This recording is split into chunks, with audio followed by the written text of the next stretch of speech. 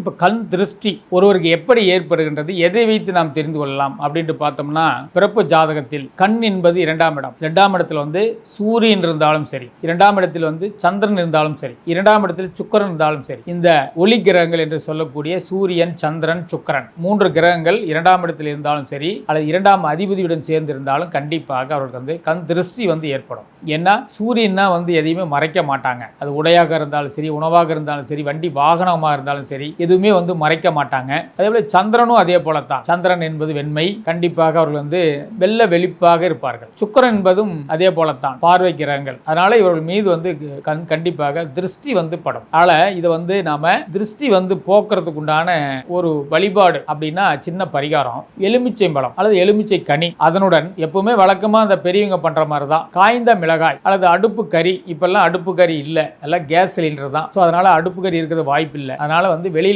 அடுப்பு கறி வாங்கி அதை ஒரு இரும்பு கம்பியில் கோர்த்து வீட்டு வாசலில் நாம அதை கட்டி தொங்க விடுறது திருஷ்டி பரிகாரம். அதே போல இந்த புதன் அஸ்வினி நட்சத்திரத்தில் இருந்தால், யார் ஒருவருக்கு புதன் அஸ்வினி நட்சத்திரத்தில் இருந்தால் அவர்கள் பச்சை மிளகாயை வியாழக்கிழமை அன்றோ அல்லது ஞாயிற்றுக்கிழமை அன்றோ சுத்தி போடணும். சுத்தி போட்டு ஒரு முச்சந்தில போட்டு வந்துட்டாங்கன்னா கண்டிப்பாக அவர்கள் திருஷ்டி கண்டிப்பா அணுகாது, மீண்டும் அவர்கள் பின்தொடராது.